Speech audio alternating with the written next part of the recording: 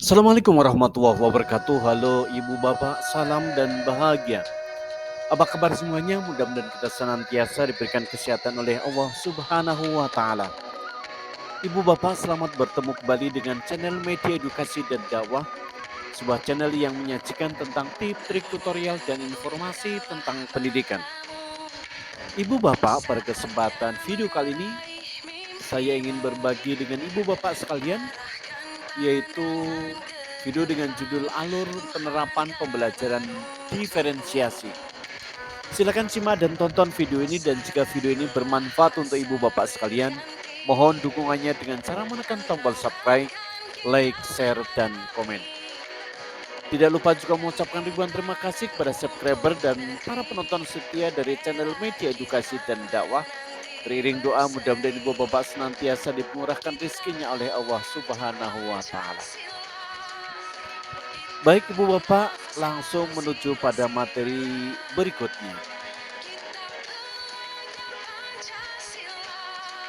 Ibu bapak, bahwa pembelajaran berdiferensiasi adalah pembelajaran yang memberi keleluasaan pada siswa untuk meningkatkan potensi dirinya sesuai dengan kesiapan belajar, minat dan profil belajar siswa tersebut. Pembelajaran berdiferensiasi tidak hanya berfokus pada produk pembelajaran, tetapi juga fokus pada proses dan konten materi. Bagi guru, ada beberapa hal yang harus diperhatikan dan diterapkan demi suksesnya tujuan pembelajaran diferensiasi. Apa saja hal tersebut?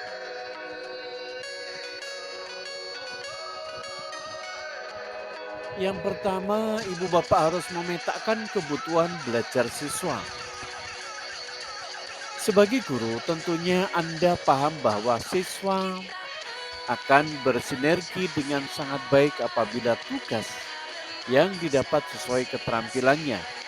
Maka tugas guru adalah memetakan apa saja kebutuhan setiap anak menurut ahli, yaitu Tom Lison tahun 2001, menyatakan bahwa kebutuhan belajar peserta didik terbagi atas 3 aspek. Ya, jadi kebutuhan peserta didik itu terdiri dari 3 aspek. Ibu bapak sekalian, bahwa pembelajaran berdiferensiasi itu adalah pembelajaran yang mengutamakan sesuai dengan bakat dan kemampuan dari siswa. Untuk mengetahui dari bakat serta kemampuan masing-masing siswa, maka guru perlu melakukan pemetaan, ya, memetakan kebutuhan kepada peserta didik.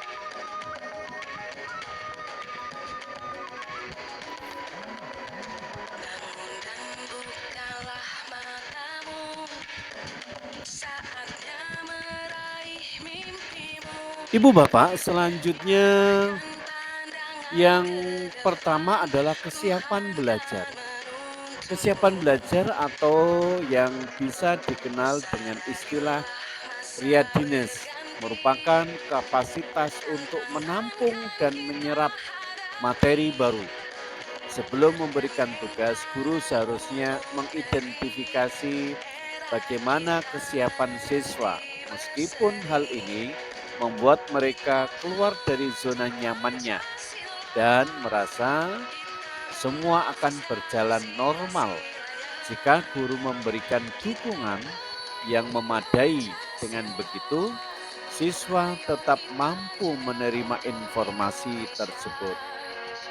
Ibu bapak, jadi yang pertama adalah tentang kesiapan belajar siswa, ya. Kesiapan belajar siswa ini adalah merupakan sebuah keharusan, ya.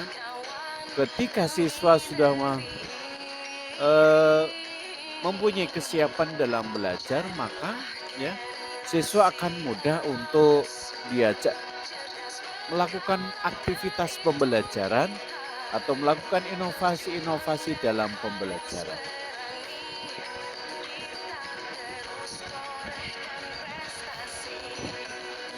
Kuncinya ibu bapak adalah pemilihan penugasan yang bisa siswa terima secara merata. Dalam artian, tugas tersebut tidak memberatkan anak yang pemahamannya di bawah standar dan tidak terlalu memudahkan anak yang pemahamannya di atas rata-rata. Ketika semua siswa merasa siap belajar dan mengerjakan tugas, maka hasil tugas juga akan baik. Namun, pada hakikatnya, kunci dari penerapan pembelajaran diferensiasi bukanlah IQ siswa. Hal ini lebih mengacu pada seluas apa pengetahuan yang siswa ketahui.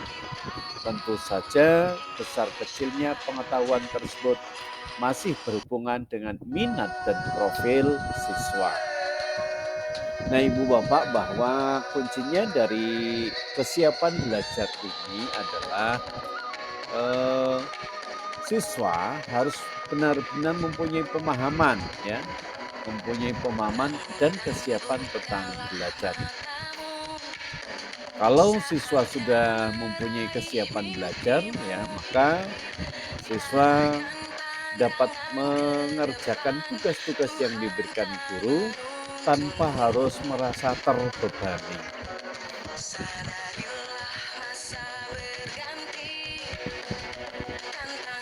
Ibu Bapak, setelah kesiapan belajar selanjutnya yaitu minat. Minat adalah memetakan minat peserta didik dalam satu kelas. Tidak semua siswa akan menyukai seni. Mereka cerdas dalam bidangnya masing-masing. Namun bukan berarti mereka hanya akan mengerjakan tugas yang disukai. Maka tugas guru adalah memetakan dan mengolahnya dalam pembelajaran diferensiasi.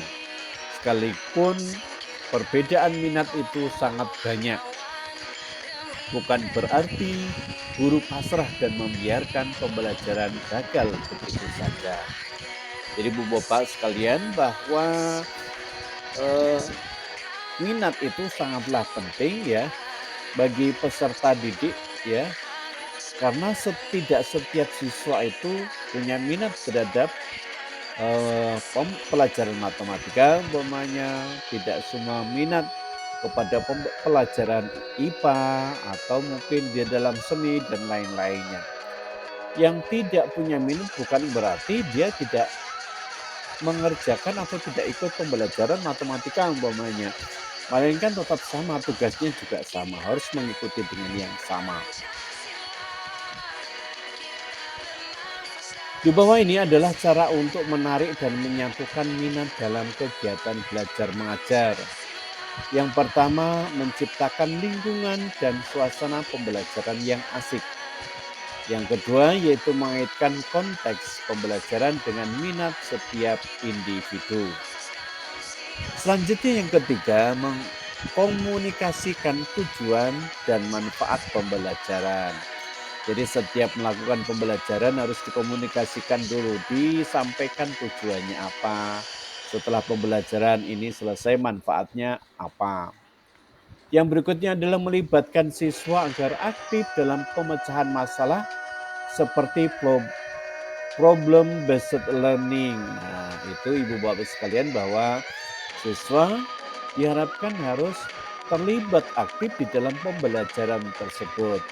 Guru hanya sebagai motivator atau sebagai pembimbing, tapi yang benar-benar aktif adalah siswanya.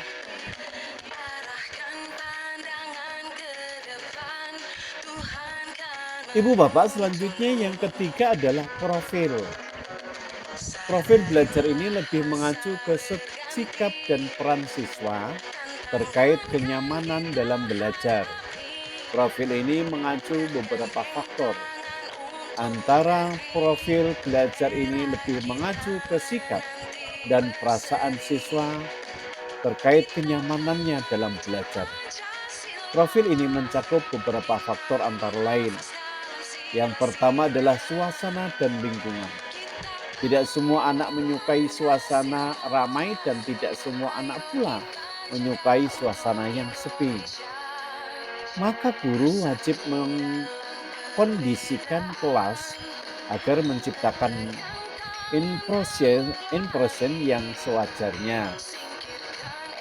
Tidak terlalu ramai, tapi tetap semangat menyenangkan di dalam mengikuti pembelajaran. Yang kedua yaitu gaya belajar. Gaya belajar menentukan metode pengajaran. Dalam satu kelas pasti akan mencakup banyak gaya belajar. Ada yang audio visual dan audio visual, maka guru harus menggunakan media ajar yang melibatkan semuanya. Misalnya video atau presentasi interaktif dan lain-lainnya. Jadi tidak harus monoton umpamanya video audio visual saja atau mungkin video saja, melainkan harus secara bisa digabungkan atau secara kombinasi.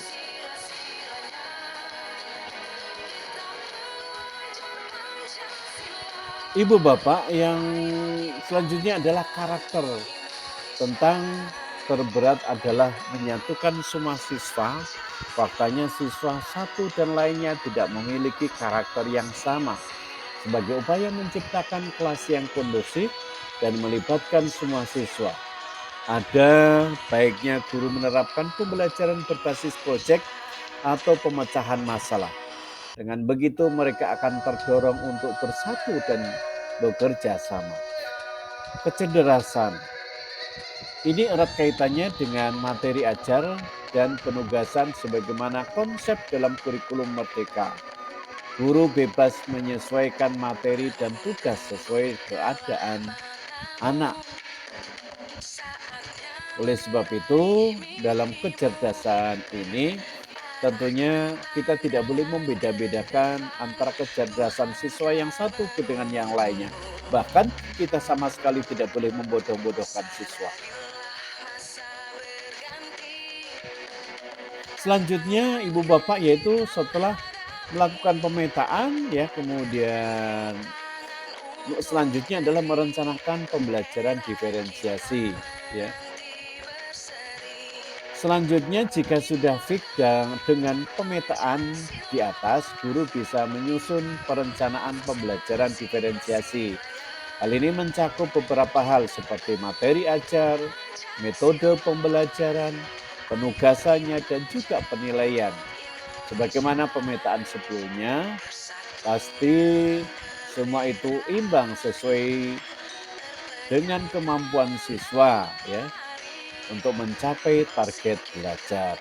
Nah itulah, maka ibu bapak sebagai guru harus benar-benar merancang pembelajaran berdiferensiasi ya sebaik mungkin. Selanjutnya yaitu harus melakukan evaluasi dan refleksi. Setiap perencanaan dan pelaksanaan membutuhkan evaluasi dan refleksi.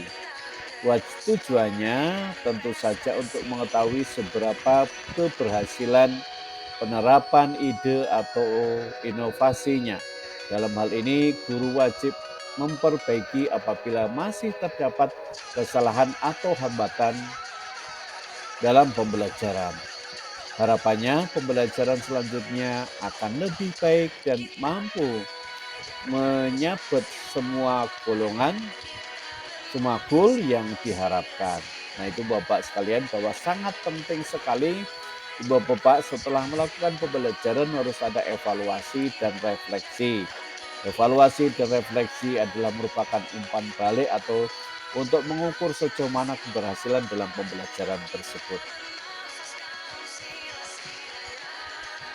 Indikator keberhasilan tidaknya pembelajaran tidak melalui atau tidak melulu berpatokan pada nilai siswa. Saat siswa merasa semangat dan senang belajar, mau mengerjakan tugas, merespon guru dengan baik, itu sudah bisa dikatakan sukses pembelajarannya. Itulah sebabnya penting sekali bagi guru untuk memilih metode yang pas ya. Jadi penilaian juga tidak harus kaku hasil sesuai dengan hasil belajar, tapi juga bisa dinilai dari hasil proses belajarnya. Nah, demikianlah Ibu Bapak video yang dapat saya persembahkan pada kesempatan kali ini. Mudah-mudahan bermanfaat, dan jika video ini bermanfaat untuk Ibu Bapak sekalian, mohon dukungannya dengan cara menekan tombol subscribe, like, share, dan komen. Terima kasih, sampai bertemu kembali pada video berikutnya. Assalamualaikum warahmatullahi wabarakatuh.